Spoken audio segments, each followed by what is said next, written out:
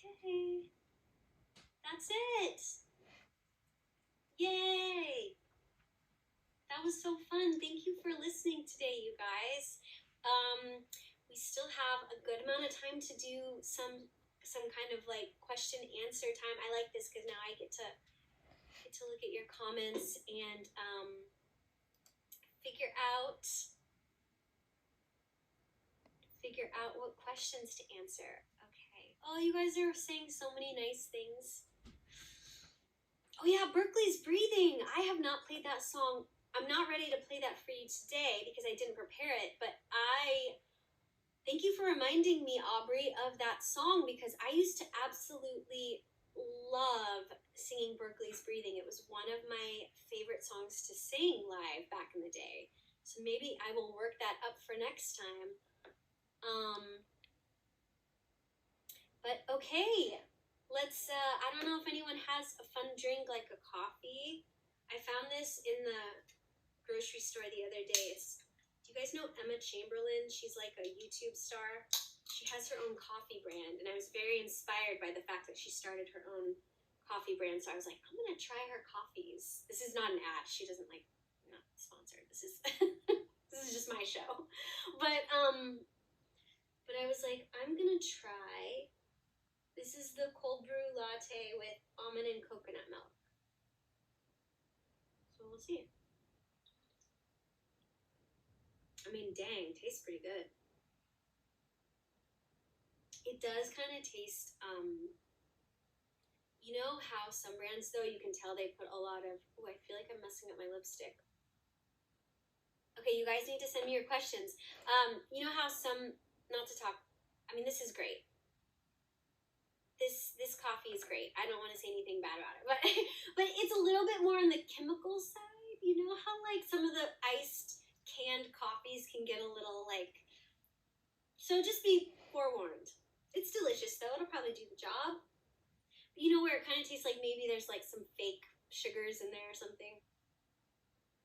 It does say 0 grams added sugar, so that makes me think that yeah, there are, since it's sweet, that they put in some kind of like fake sugars. I'm not a big fake sugars person. I'd rather just have like a little bit of the real thing. Okay, so now we're gonna go to questions. Let me look through here and see. Luke Hutton. Luke, hi Luke. Do you have a fave of your albums and does it change a lot? Luke, I want to say my newest album is one of my favorites. I'm really proud of Swim Team. It happened at a time when I found songwriting to be such a support to me because I was going through a breakup. But when I feel about what album I want to really represent me, then I think about the supporting character. And so I think for some reason, the supporting character is my all-time favorite record, just because like I feel like those songs still represent me, where when I look back to like Expired Lover or Oh Jonathan, they were really about a specific era of my life, and I can really I can almost look back and be like, ooh, that's not really me now, but it's fun to think back to who I was and what things I was going through. And the supporting character, I feel like for some reason I still relate to, and I still feel like those songs represent a certain aspect of how I view the world today. And so I think that's why supporting character is so much of is probably my favorite album. So yeah, that's my favorite. One day we'll have an Emily coffee brand. I would love that. I would not use fake sugars in my coffee. I'd use either no sugar or real sugar. Okay, just looking through the questions. Lady Imbrawl, Lady Imbrawl asks, do you come up with a theme of an album before you have all the songs, or do the songs come together and you make a theme? More the second way. So usually I'm just always kind of writing little poems in my notes app or on my guitar, and I sort of start collecting songs, and as I collect them, a theme emerges, and then I start to figure out what songs out of the ones that I've been collecting work in that theme, and then I start even thinking about a beginning, middle, end. So in that way, all the songs gradually string together like a story in my mind. So I would say the theme comes in the middle somewhere. So I'm collecting, a theme comes to me, then I start shaping the album around that theme a little more, and then, and then I am playing into the theme a little more, where before I was just kind of writing whatever I wanted. I hope that makes sense.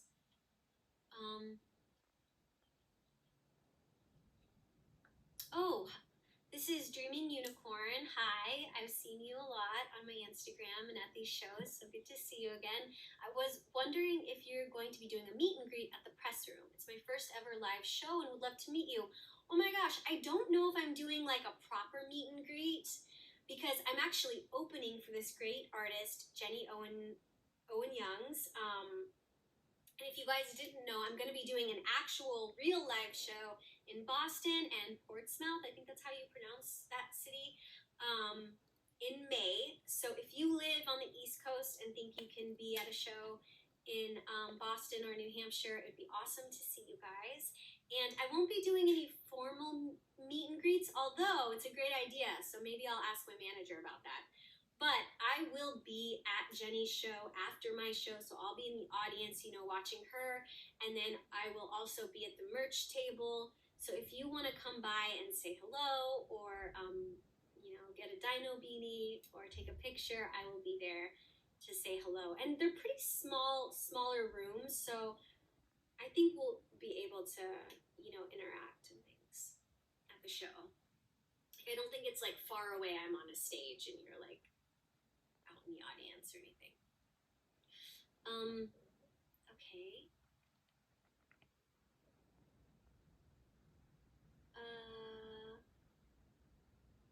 When Luke Hutton again said, will your poem book ever be released? I hope so. Actually, Haley and I, who made the book together, we have planned a little meeting for next week. We're thinking, originally we wanted to have a publisher. So we had a book agent, pitching us to different publishing companies, and one was kind of working out, and then it didn't work out, and now we're kind of to the point where we really want to get the poem book out. So I think we're going to self-publish and kind of get the ball rolling on our own because it's already completed, so we might as well, and I know a lot of people are looking forward to buying it, so we want to get it out there as well. So that's where I'm at with the poetry book.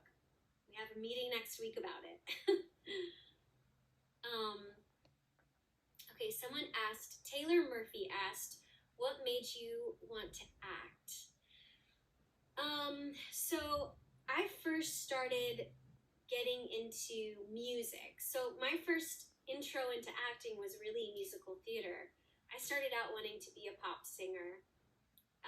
And I would watch television and I'd see shows like Mickey Mouse Club or Kids Incorporated, and I would be like, oh man, I really want to be like those kids on those TV shows.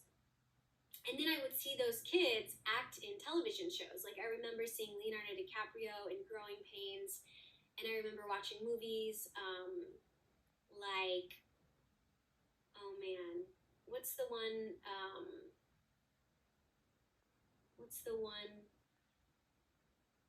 My Girl, of course. I loved My Girl. And I started to really connect with stories as a little kid right away. Like I never wanted to sing songs. I remember when I was like 7 and 8 years old, I would tell my mom, I don't want to sing like a love song at the talent show because I've never been in love. So I need to find songs about, like a lot of times I would sing songs I learned in church about like God, or I remember singing My Favorite Things a lot, or Hero. One of the reasons I loved Mariah Carey was because she would have a lot of more like inspirational songs as well as love songs that she would put out. And so it was always really important to me to tell the story and to feel like I personally could tell the story. And as I got older, that translated to being an actor. And kind of finding my way into the theater department. So originally I was a music, this is becoming like a really long story, but originally I was a music major, and I had actually gotten, though, a theater scholarship to the college I went to, and so I was spending so much time in the theater department. And I kind of realized that what was nice about my singing, or what I guess I was good at with my singing, was telling a story. And so I realized, like, oh, maybe I should really be following acting. There seems to be a lot of doors opening up.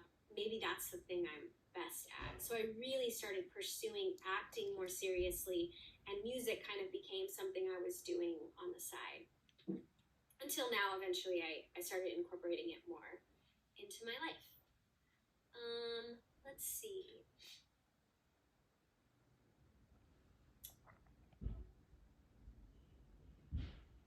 I saw so many good questions here.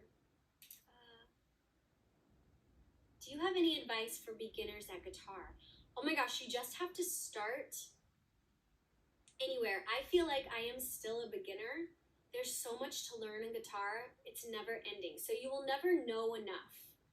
I think a really great place to start is just YouTube or the Fender guitar app. You can decide. The Fender guitar app is great. It's where I go when I'm just like, I need to start practicing a little more. And then I also, once in a while, take guitar lessons from, I have a lot of friends who are really good guitar players. So when I need help, a lot of times I will just take a lesson.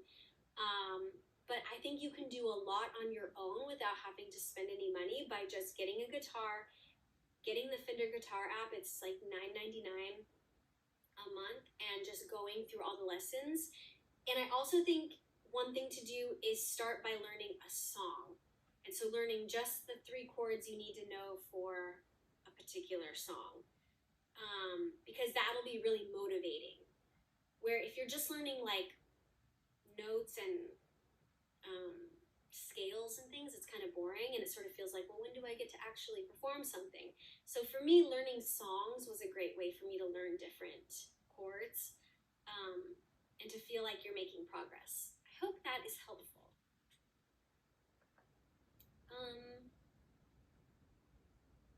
Okay, I'm gonna scroll down. Will you do a show in New York? Freddie, thank you for your question. I would love to do a show in New York. I'm not sure when my next one will be. I am thinking about May or June, just because I will be on the East Coast. So look for, I don't have anything to announce though, so just keep an eye out on my Instagram and my Twitter, and I will definitely, put it on social media if I do a show in New York. Okay. Has an ex ever asked you if a song is about them? I think exes knew that songs were about them. Actually, yes. So sometimes they have, or sometimes they've said, why did you write a song? Current boyfriends have asked, like, why did you write a song about this ex? Or did they really do that and want to know more information? And the thing to remember is that, yes, I use my real life as inspiration, but a lot of times my imagination runs away with itself. So maybe it wasn't that dramatic, or maybe the breakup or the incident that occurred was inspiration for me to dive deeper into a specific topic. But that doesn't mean it's all true. A lot of times a song too is a mixture of about a lot of different people I've met or dated. Sometimes my songs aren't about an ex, they're actually more about a friend telling me a story about something that happened to them. So it gets a little sticky when people start going like, oh, this song is about this exact person. A song is always about the person who wrote it. So the song is always about me and the filter with which I view the world in a particular moment. So even when that moment has passed, maybe I don't still feel the same way about the situation. But it's just kind of capturing a moment, and it's capturing something about me and about how I feel.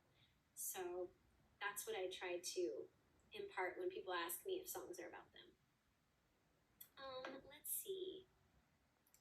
When did you start writing poetry? You know, I started writing poetry when I was a little kid. I used to show my mom little poems that I had written. So that's something I've been doing forever. I didn't really think about it as something to share with people. For me, it was always just like a fun thing to do. I think like the way other little kids maybe will doodle or even coloring books and stuff. I did do coloring books as a kid, but I really loved to just write little poems. So it's something I've been doing since I was very, very little. Okay.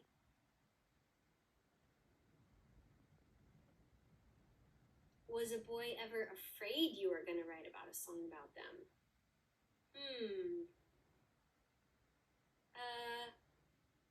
I think when you date a writer, you know everything's up for grabs. I don't know if anyone expressed to me that they were scared, though. But maybe they are. Lindsay Spratt says, will you have swim team CDs available again in the future? You know, Lindsay, that's funny that you asked me that right now, because just this morning I was writing an email to my manager saying, we need more swim team CDs. So hopefully. I didn't realize so many people were still using CDs. I knew people were back into vinyl, so I really focused on ordering a lot of vinyl for this album. But I think CDs are making a comeback as well. So that's exciting. Or just to collect. I think sometimes people just want them to collect if you like are a fan of the CD. Yes, Christine Roberts says, if they were afraid, they should have acted better. Yeah, I don't think anyone is too nervous about it. Okay. You never truly die after dating a writer. This is true. You become a part of their world and therefore a part of the art that they create. Let's see. How do you know when it's the right time to move on from something? Ooh, I love this. This is from Tiffy. I love this sort of like advice question. Okay, give me a second here. It's the right time to move on when, I don't know if you're talking about dating or just life in general. And I kind of use, I want to go towards what wants me. So if all the doors are closing, go to a different door. Also, I think it's time to move on when it makes you more sad than happy. So if a person or a pursuit is making you more sad than it is bringing joy and excitement and purpose in your life, then I think that's the right time to move on. Yeah. Okay. Someone said they definitely collect CDs. That's good to know.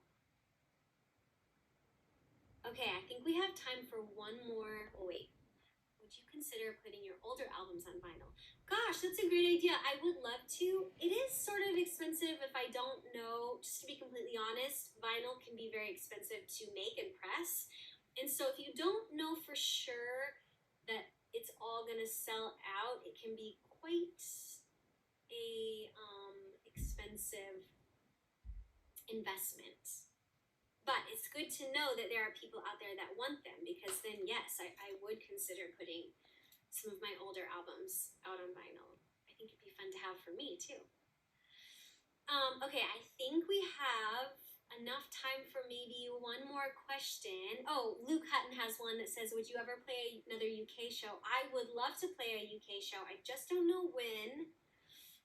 But let me work on that for you, because it seems like I've been getting a lot of questions about that.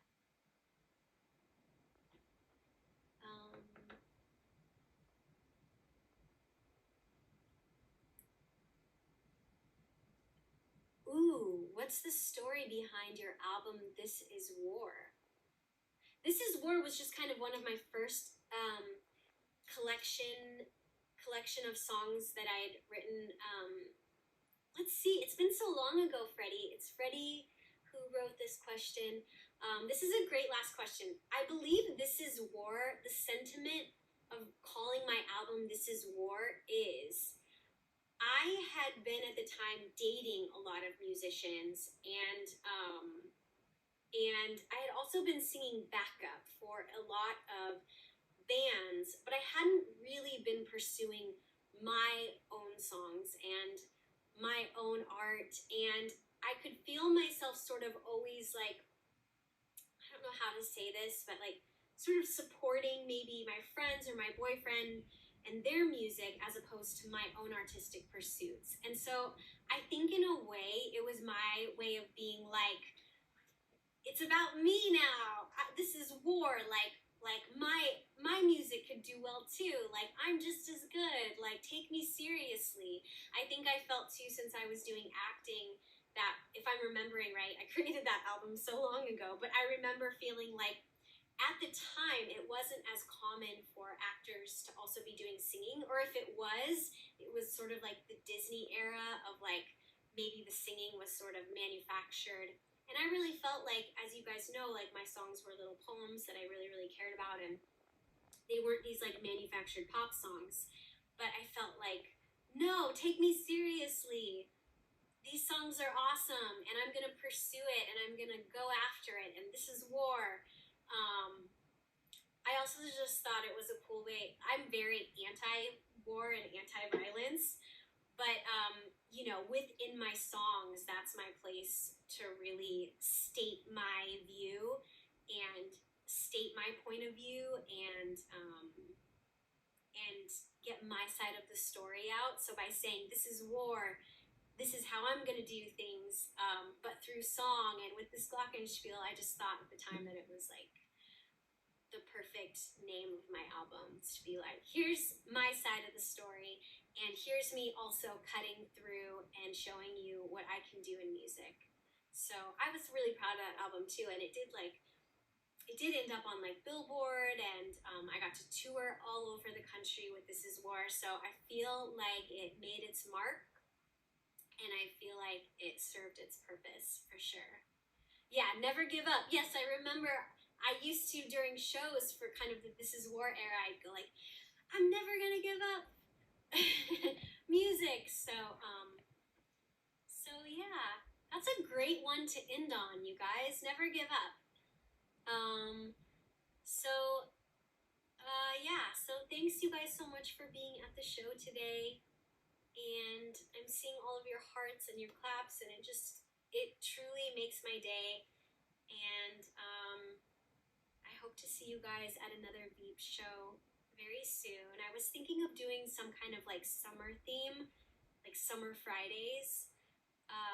So let me know, send me a little DM on Instagram or on TikTok, and let me know what you want to hear from me next, and I will try my best to give you what you want and to keep writing songs for you.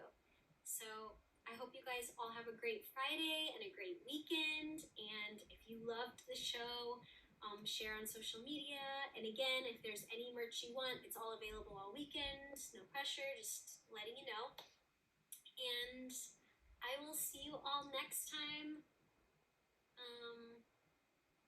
And yeah, I love you. Stay safe. Enjoy the solar eclipse next week. Enjoy your spring, and I'll see you later.